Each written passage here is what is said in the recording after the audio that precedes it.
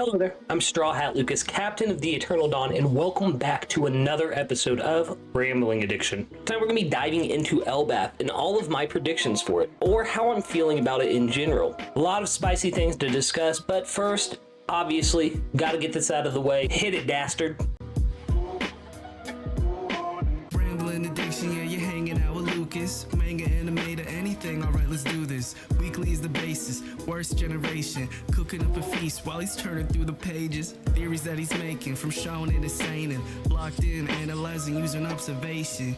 Yeah, observation. Rambling Addiction.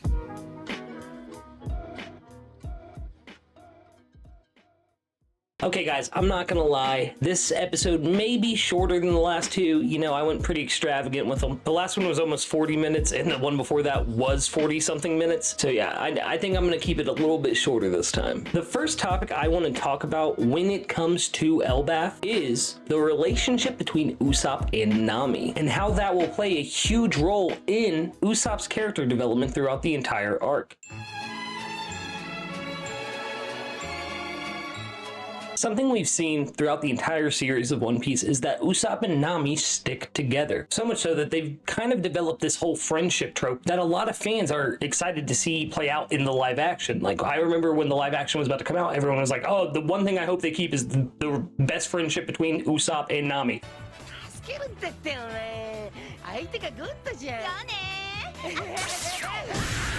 And not only are they close, they both kind of have this very niche position in the crew. Usopp is the only person who can do what Usopp does, and Nami is the only person who can do what Nami does. But both of them seem to be lacking in the physicality of fighting and things of that nature. Now, I'm not saying both of them are useless in battles. Nami has had victories, and so has Usopp. Nami had a huge victory in beating Ulti in Wano. But with Usopp's dream of becoming a brave warrior of the sea, something that a lot of us are expecting to see in Elbaf, I think that this means that he'll have to look and examine his relationship with Nami a little bit closer, or that it will be the force that drives him into fulfilling this dream on this new arc. What did he say? On this new island. And I think the first little bit of this is what we saw in these first two opening chapters. At the time of recording, there's only been 2 chapters in this new arc. And as I'm recording on the weekend of a break week, there's no spoilers out or anything, so I have no idea what's going to happen next. I do want to clarify that. Not that I read spoilers anyway.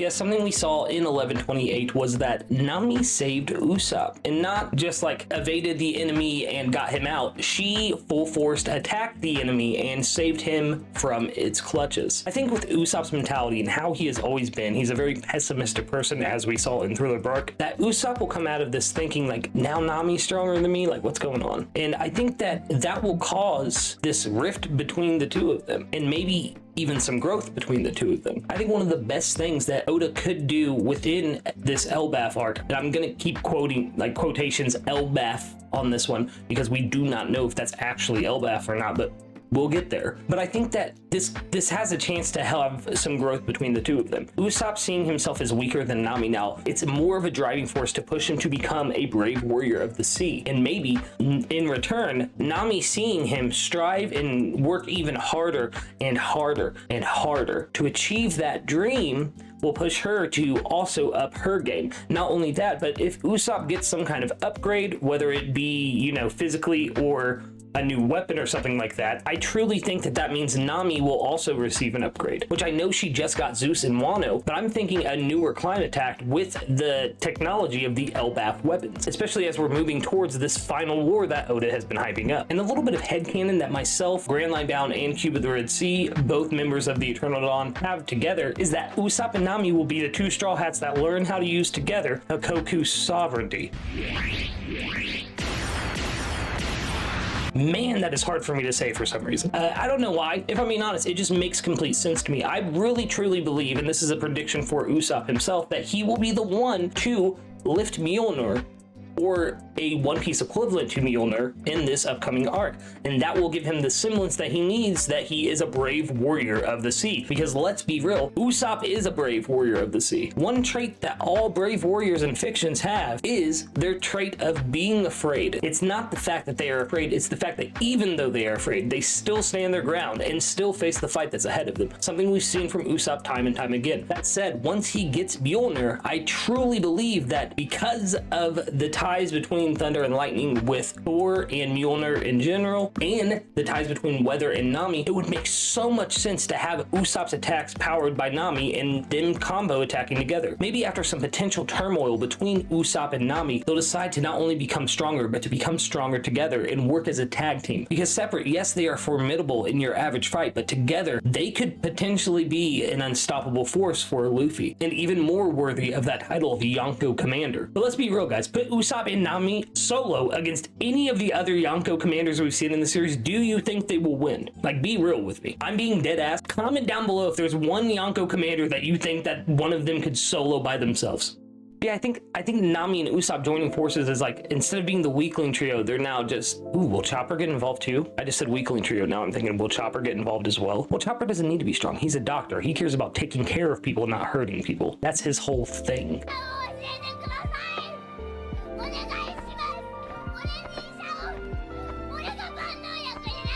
So yes, I do think that Nami and Usopp will join forces to do the Hakuku sovereignty. Why can I not say that right now? I've said it 100 times in conversation. Why during recording is when I can't say it? I don't know. Let's get to the second topic of the night. That is right. We're going to be talking all about the hallucinations that the community as a whole has been kind of obsessed with over these past 2 weeks, week and a half span, right? I think the absinthe itself is a red herring. I know a lot of people have latched onto this idea of the absinthe is making Nami hallucinate. I don't think that's what it is at all. I think it's Loki. Wait, no, wait, what? Loki is a god of mischief. Throughout all of Norse mythology and in extended media, whenever Loki is depicted, he is depicted causing chaos. Part of his ability to cause chaos is prestidigitation. Prestidigitation? Man, I'm having trouble with words tonight. This ability to create minor illusions is something that Loki does, and even more so, he creates major illusions. There's times where he's turned people into animals and things of that nature. And with how heavily inspired Oda is by mythology and by things of that nature and by, you know, different belief systems, it only makes sense to me that he would include this in Loki's character. Maybe he has a devil fruit that allows him to create these masterful illusions, right? And my thought process with it is, I think that cat was Loki. I'm just gonna be 100% real. I think that cat was Loki and he's just there monitoring the illusions. It's either he's the cat or he was Luffy. Hold up. Now, I won't lie, before I get too into this, I've said it multiple times in VCs and once or twice on stream already that I don't think that they'll lean in that heavily with the illusions. I think that the illusion was mainly the cat and that was it. But that said, it is still fascinating to think of, especially when you look at the panel of Zoro looking at Luffy and those last few moments of chapter 1128. My man is looking at him like he does not know who he is. So I don't think it's just Nami, which I've seen a lot of people kind of latching onto that because of the inconsistencies in the last chapter, which, let's be real, could be fixed in the volumes and they could turn out to just be mistakes. But I think because of those inconsistencies, a lot of people have latched onto Nami. I think Usopp is there, I think Zoro is there, and I think Sanji is there. And Sanji and Zoro, or at least Zoro, knows that that is not Luffy. In reality, I do think that it, like I said already, it was Luffy, but nonetheless, I think that if any of the Straw Hats knew that that was not their captain, it would be three specifically. I think it'd be Nami, Usopp, and Zoro, and we have yet to see Usopp and Nami interact with this Luffy that we're seeing right now. And it's not that I think that Sanji wouldn't notice. I think that because of how he is, or at any point in time that they've been together, he's mostly thinking about saving Nami because he knows she's there, right? That's my baseline of why Sanji hasn't noticed yet. Or maybe he has and he's just playing cool. A very Sanji, Mr. Prince-like thing to do.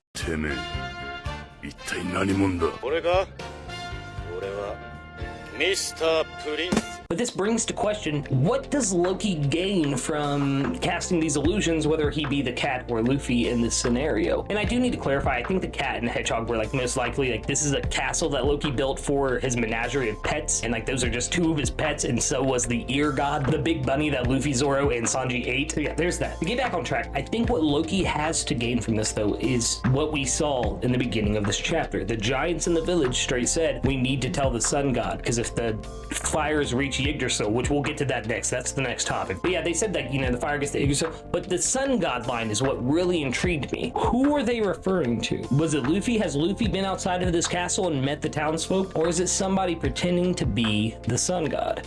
Because I think it's the latter, and I think it's Loki. If we look at the cat, the jewels on its crown, which I'll pull up the panel now, look like suns, right? Like it also looks like the world government symbol, but mostly it looks like, to me at least, a sun. We also see a sun on the flags within this Lego castle. I think that's a lot of evidence pointing towards that it's Loki, and he said, oh, I am the sun god. You know what I mean? Like, this is the god you all worship. I'm the sun god. Maybe he's like, Lola wouldn't marry me because I'm too hot. I'm the sun god kind of thing. Honestly, that won't happen, but could you imagine? And obviously, a lot of the giants believe in the sun god and still worship him to this day. I mean, we saw in Big Mom's flashback that there was a whole festival celebrating him. And maybe that gives the reason to why Loki would imitate Luffy in the first place, is that he is the sun god there already. So if the real sun god Nika shows up, that kind of throws off his whole setup, right? Now, before I move on, I do want to talk a little bit of the scenery of Elbaf that we've seen so far. Obviously, when we saw the red hair pirates there, it did not look like a Lego set, right? But I think that's because of Yggdrasil. Yggdrasil, or in Norse mythology also known as the World Tree, is a tree that supports all of life. There is Midgard, which is us, and it's on like the plane of existence with the mountains and a big tree behind it. I'll throw up the picture that I used as reference when I was like researching this topic, because the mountains with the tree behind it looks exactly like what we saw of Elbaf in the anime, if I'm being honest. And on top of that tree is Asgard, right? Asgard is the realm of the gods. Well, would it not make sense if the false sun god and king of Elbaf lived in Asgard? And I think that's why the architecture looks exactly how it does when we see that shot of the village entirely. When we see that shot of the village in the early pages of the manga, it's because Loki, being very childlike and very much, this is my way, I'm the sun god. Or how I'm picturing him, at least. Like, we don't know anything about this character really yet. But nonetheless, with him being like that, I think he was like, let's rebuild Asgard and not make it all like war and stuff like that. Like, let's make it playful. This is a fun zone. This is the king's domain. Let's do it like this kind of thing. Or even very much childlike tantrum. This is my place. This is, I'm the king. I am the sun god. This is my Asgard. We're gonna make it in the way I want it, kind of thing. Which, if I'm being honest, very much parallels how I see Emu, who's very childish. Like, you're gonna flood the world, Joy Boy? Well, it's mine and you can't, kind of thing. But I've always said this. Emu's very much a child. Why did you destroy Lelucia? Because it was close. Interestingly enough, there's a lot of segment in Yggdrasil that I think we will see in the story as well. There's this land called, I think it's like Svartalfheim. I'm sorry, this is Norse, so I very foreign language for me. I'm trying my best with these pronunciations, but it's Svartalfheim and then Nevervillier, I believe. And this is the land of the dwarfs, and the dwarfs make all of the weapons for the gods of Asgard. Yes, I know that's in a Marvel movie as well, but guess what? Marvel did not create the Norse mythology, people. Just in case you weren't aware, which I'm sure most of you were. But nonetheless, have we not seen dwarves in One Piece?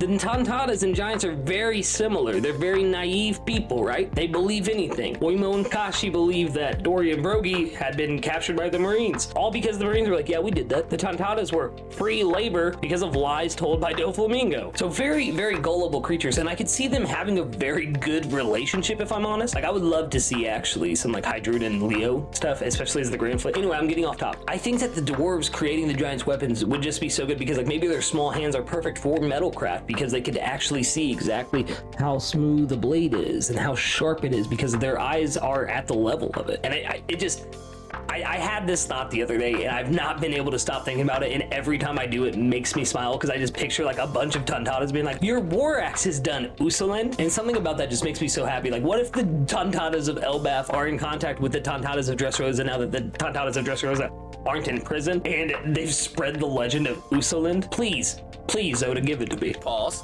But besides that, there's other tiers too. In Yggdrasil we could see maybe there's an Iceland where people like the Yeti Cool brothers come from. That's Jotunheim. Midgard is obviously, I think, the central island of Elbaf, and maybe it's not necessarily that all the islands go up the tree. Maybe it's only like 2 or 3 tiers, and the rest of them are connected by the tree's giant roots and branch out to the outer layers of Elbaf, making an archipelago. And I think the most damning piece of evidence for the land that Luffy, Nami, Usopp, Zoro, and Sanji are in, the East Blue Five are in right now, is that we can see the top of that tree, right? I've seen some people being like, oh, well, it's a different texture, man. It doesn't look like the same tree. It's just growing thinner at the top, guys. Sometimes trees do that. Nonetheless, the most damning piece of evidence is the fact that we see the top of that tree, right? I'm like 85% positive that is the same tree that we have seen depicted in Elbaf already in the anime and manga. And it's probably the Atomwood tree as well. I would not be surprised if the reason that Atomwood is so hard to get and so pricey on the black market is because it's coming from Yggdrasil, which is a sacred tree to giants. So not only do you have to remove the wood from the tree successfully, you also have to avoid upsetting the giants who protect this tree as well. This also brings into questions as well if the Bifrost from Norse mythology, which the gods used to travel between the realms, will be brought in and maybe be the High West. I've seen this idea kicked around a lot, and I'm not gonna lie, I love it. Because please, give me a reason for Enel and Aruj to show back up. Like, we've all speculated Aruj is gonna be on Elbaf. There's a reason why. Maybe he's there to get back up on the High West and go back to... Oh wait, Burka's gone, never mind. I was gonna say go visit Burka, but that's gone because of Enel. But maybe get back to the Sky Islands to see some family or something that escaped Burka or something else. You know, there could be any reason why he needs to get to the High West and Elbaf is the only reason to get there, right? Because of connection to Norse mythology and the Bifrost. But yeah, I want to know your thoughts on the Yggdrasil stuff though in the comments down below. Look it up. Like I said, I threw up that picture. I'll throw it up again now of Yggdrasil that I was going off of when I was making these assumptions. Let me know what lands you think the Straw Hats will visit. If it'll be like Wano Kuni, where there's several different prefectures, all with different climates and stuff. How you think Toto Land did the same thing. So it's not outside of Oda's wheelhouse for this to be the case. But let me know what you think each of these lands will represent in the story of One Piece. But in closing, it's really hard to say exactly where I'm at with Elbaf or this current arc, as I keep saying, because we don't know if it's actually Elbaf or an illusion by Loki or someone else who is trying to trick the Straw Hats and stop them from getting to Elbaf. Whichever may be the case, I trust Oda will cook another brilliant arc. As I said during my Egghead episode, Egghead was only the first arc in the final saga, and as we get deeper and deeper into it, it's only going to get better and better. But like I say in every episode, I care more about what the community thinks. I want to hear your takes, because the more we talk about this, the more we explore the depths of Elbaf together, the better chance we have of figuring it all out before it happens, right? And nothing feels better than when you predict something perfectly in One Piece. But yes, as I said in the beginning, I'm StrawHatLucas, Captain of the Eternal Dawn. Make sure you like, share, subscribe, ring that bell icon, but comment down below, where is Chopper, to have a chance to be shouted out in the next episode of Rambling Addiction. But more importantly than anything else in this entire world, have a wonderful, wonderful night.